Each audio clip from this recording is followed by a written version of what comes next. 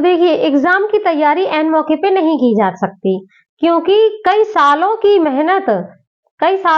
गई मेहनत competition exam में एक ही दिन में आपकी परख ली जाती है। तो देखिए ऐन मौके पे आपको एग्जाम की तैयारी नहीं करना है, बिल्कुल भी ऐसी गलती आपको नहीं करनी है। आपको एग्जाम्पल के रूप में बताऊं, जैसे कि देखिए महाभारत का जब युद्ध हुआ था तो कुरुक्षेत्र में कई प्रकार की रणनीति बनाई गई थी। रणनीति तो सभी लोग समझते हैं ना। तो इसी प्रकार की जैसे कि चक्रव्यूह रचा गया था, तो चक्रव्यूह जैसी आदि कई रणनीति पहले से बनाई गई थी। अपनी प्रॉपर तैयारी करने के लिए आपको सबसे पहले करना होगा कि जैसे आप जो भी पढ़ रहे हैं, जिस क्षेत्र की भी आप तैयारी कर रहे हैं, तो वहां पर आपको अनसॉल्व पेपर, जो ओल्ड ईयर के पेपर है, उनको हल करने के साथ ही साथ आपको क्या करना है कि जैसे काफी सब्जेक्ट होते हैं, तो किसी किसी की पकड़ किसी एक सब्जेक्ट में बहुत अधिक होती है। सबको पता होगा कि किस सब्जेक्ट में आपकी कितनी पकड़ है। तो जिस क्षेत्र में आपकी जितनी पकड़ है, आपको वो क्षेत्र पे तैयारी करना ही होगा। क्योंकि देखिए आपके वैसे भी यदि किसी भी सब्जेक्ट में आप यदि वीक है, तो उसमें तो आपके नंबर कम होने के चांसेस हैं। लेकिन यदि आप घबराहट में ये तय कर लेते हैं कि ये वाला तो मेरा तैयार है पर रिवीजन नहीं हो पाया, तो उसमें भी आपके नंबर कम होने के वहां पर चांस बन जाते हैं। तो ये गलती आपको बिल्कुल भी नहीं करनी है। जो भी आपका सब्जेक्ट है मजबूत, आपका जो भी सब्जेक्ट है, आपको उसको भी रिवीजन करके ही चलना है। और इसी के साथ में आप अन्य सब्जेक्ट को ऐसे कर सकते हैं, जैसे कि ट्रिक वगैरह बनाकर आप लोग पढ़ सकते हैं।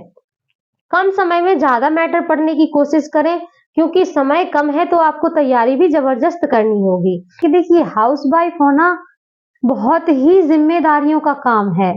जब आप हाउस वाइफ होते हुए पूरे घर को मैनेज कर सकते हैं, पूरे रिलेशनशिप को मैनेज कर सकते हैं, बच्चों को मैनेज कर सकते हैं, प्लस अपनी लाइफ स्टाइल मैनेज कर सकते हैं, दूसरों की लाइफ स्टाइल मैनेज कर सकते हैं, तो इतना कॉन्फिडेंस आपके अंदर है, इतनी ताकत होती है हाउस वाइफ में कि वह हर कुछ काम कर सकती हैं। और सबसे बड़ी बात तो होती है कि आप अपने आप को हाउस वाइफ कहना बिल्कुल भी बंद करिए, क्योंकि मेरे हिसाब से हाउस वाइफ मतलब घर की पत्नी, तो ये तो कहीं से भी फिक्स नहीं बैठता। आप वर्किंग वुमेन अपने आप को कह सकती हैं, क्योंकि आप एवरी टाइम काम ही करती रहती हैं। आप अपने आप को बिल्कुल भी रिलैक्स फील नहीं करवाती हैं। पूरे टाइम कहते हैं ना कि किसी जॉब में तो काम करने से फुर्सत मिल जाती है, एक दिन की छुट्टी होती है, पर हाउस वाइफ का काम ऐसा होता है कि वहां पर एक भी दिन की छुट्टी नहीं होती है। अब ऐसी परिस्थितियों में आप काम कैसे करें, तो आपको आज बहुत ही अच्छे से बताना चाहेंगे कि देखिए हाउस वाइफ होने के साथ साथ आप घर को ऐसे मैनेज कर सकती हैं कि आपको घर के काम तो सारे करने ही हैं, लेकिन आपको यदि पढ़ना भी है, आपको अपने आप को ऊंचे स्तर पर ले जाना है और सफल बनाना है, तो उसी कामों के बीच से आपको समय अपने लिए निकालना होगा। कई कामों को आपको इग्नोर करना होगा, जैसे कि कई चीजों में आप बेवजह के उलझे रहते हैं। जो काम आपसे 10 या 15 मिनट में हो जाते हैं, उनको ज्यादा लंबा खींचने की जरूरत नहीं है। जो काम आप जल्दी कर सकते हैं, तो उन्हें दुगनी स्पीड में करिए, क्योंकि उनके द्वारा जल्दी जब काम हो जाएगा, तो जो समय बचेगा वह आप अपने लिए पढ़ाई में दे सकते हैं।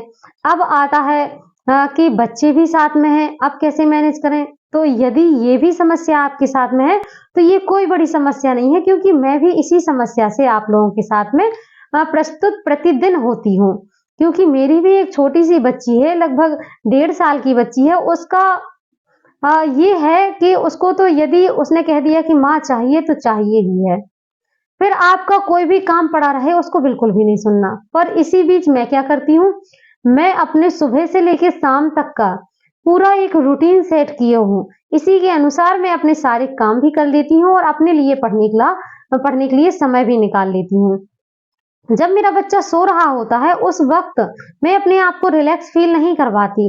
वाकई में कुछ लोग ऐसे होते हैं कि जब बच्चे सोते हैं, तो वह भी बहुत थकान महसूस करते हैं और थक कर थोड़ा सा आराम करना बेहतर समझते हैं। पर हम अपने आप को आराम बहुत दे चुके हैं, बहुत समय हमारा निकल चुका है। अब हमें अपने आप को आराम देना कम करना होगा, क्योंकि आज ये समय ऐसा है कि यदि हमने अभी मेहनत कर ली, अभी अपने आप का खून पसीना एक करके पढ़ाई कर ली, तो ये पढ़ाई हमारे आगे के बहुत से काम बनाने वाली है। क्योंकि कोई भी चीज निरंतर साथ नहीं देने वाली। भले ही आपके घर परिवार में सब लोग हैं, बहुत आपका सपोर्ट कर रहे हैं और समय का कुछ ठिकाना नहीं रहता, कब क्या हो जाए कोई कुछ नहीं कह सकता।